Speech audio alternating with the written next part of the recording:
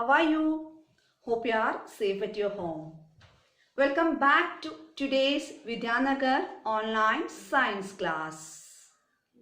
We are going to continue our 11th chapter, Force and Pressure, in our today's class. At the end of today's class, you are going to learn contact force and its examples. Let us move on to our today's class, right? Okay. We have discussed in our previous class that a push or pull on an object is called force. A push or pull on an object is called a force. And force can change state as well as shape of an object. Force changes the state and shape of an object. Let us discuss some more facts related to the force. If the force are applied is in the direction of motion, the speed of the object increases. If the force are applied is in the direction of motion, the speed of the object increases. Which means if we apply force to the forward direction and the same object moves in the same direction, then you can see there is increase in the speed of an object.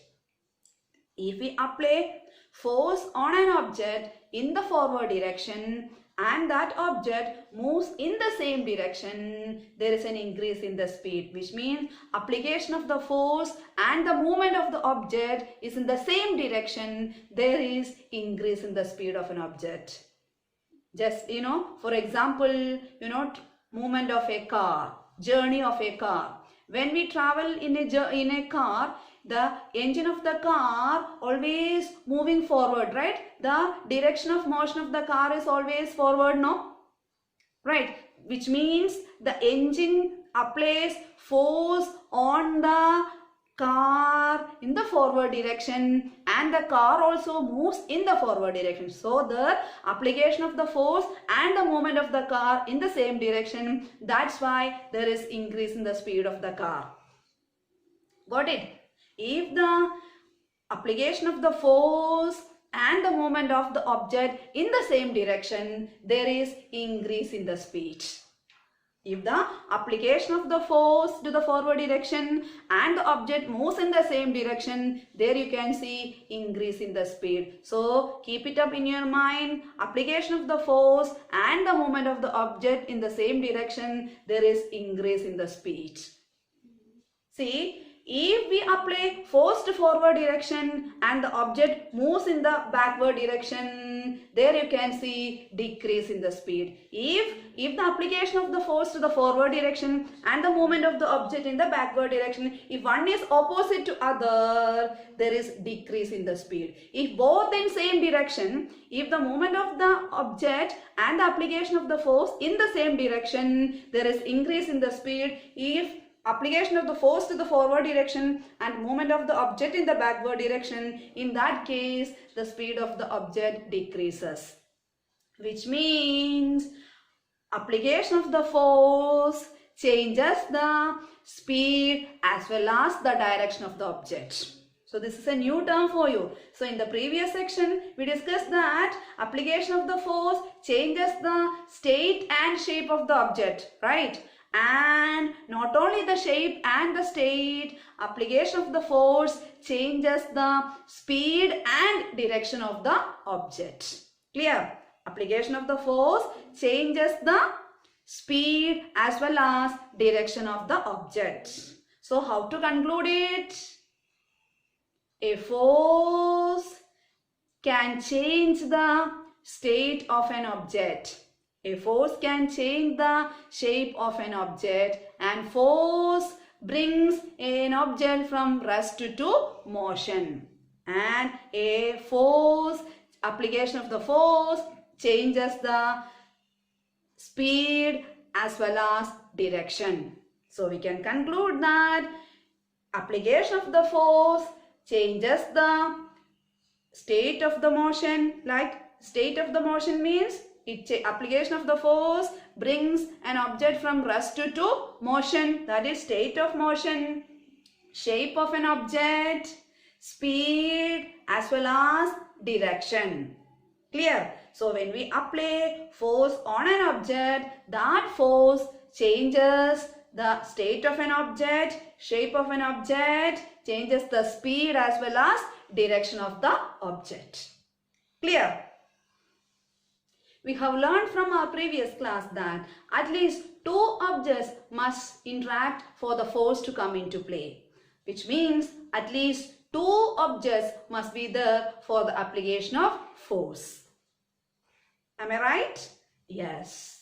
Now we can discuss some examples. Can you lift or can you take a book without touching it? Or can you drink a glass of water without touching that glass? Can you write with a pen without touching the pen? No. Without touching the pen, we cannot write anything. Without touching the glass, we can't drink the water. So, from these examples, it is clear that two objects, when they are in contact, only we can apply force. Such forces are contact forces. The force due to the contact between the objects. That is contact force. So contact force is a force arises due to the contact of two or more objects. If these two hands are in contact, you can see there is an application of force between this hand and this hand because there is contact between these two hands. So such forces are contact forces. Contact forces are the forces arises due to the contact of two or more objects. And under this heading, we are going to discuss about muscular force and friction. So next discussion on muscular force and frictional force. What is muscular force? Okay, when we take something or when we pull something, our hands are in action, right? We have to do like this, okay? Our hands are in action. What in our hands are in action? So when we do any work like, drawing of water from the well and pulling something, pushing the door, etc. When you do these, actions, our muscles are in action. What in action? Our muscles are in action. So the force resulting due to the action of muscle is muscular force. So the force resulting due to the action of muscles are muscular force. So when you draw water from the well, which force we are exerting there? That is muscular force, because when you do like this, our muscles are in action. So the force resulting due to the muscles are muscular force. The force resulting due to the action of muscle is muscular force. So when we do any activities like pulling, pushing, and doing something with our hand. So in these all the cases, our muscles are in action and the force resulting due to the action of muscle is muscular force. So which is that force? Muscular force. The force resulting due to the action of muscles. And muscular force is an example of contact force. Why? Why muscular force is an example of contact force? Because if we want to do any work, first we have to touch on that object. So that force is contact force. So muscular force is an example of contact force because in order to, for the application of the muscular force, first we have to touch on that particular object. Suppose if you pull the door, we have to do like this action. When we do this action, our muscular force in action. So this muscular force only due to the contact between our hand and the door, right? So due to that contact, you can see the application of muscular force. So muscular force is an example of contact force because there is contact between the muscle and hand, which means there is contact between the object. So contact force is the force arises due to the contact between two or more objects. Just like the human beings, animals also make use of muscular force. The animals like bullocks, donkey, camel, etc. make use of this muscular force to do their various activities. So the force resulting due to the action of muscle is muscular force, and muscular force is an example of contact force. Frictional force. We can discuss some examples first. A ball rolling along the ground gradually slows down and finally comes to rest. The ball rolling along the ground gradually slows down, then comes to rest. And when we apply brakes on the bicycle suddenly stops. The car, bus, etc. stops when the engine switches off. What force act on these examples? The force responsible for these actions is frictional force. The force responsible for the gradual stopping of rolling ball and the force responsible for the slowdown of the bicycle, the force responsible for the sudden stopping of car and bus is frictional force. Then what is frictional force? Not only that, when you walk on the floor, which force help you to walk? If there is no frictional force, you cannot walk. And the birds fly in the air. How the birds fly in the air? The force responsible for the flying of bird is frictional force. So in these all the examples, it is clear that frictional force is responsible for all these examples. And frictional force is an example of contact force. Why? Because when we walk on the floor, our body exert force to the force to downward direction, and the floor is exert force to the upward direction. So you can see there is two surfaces. So the two surfaces are in contact.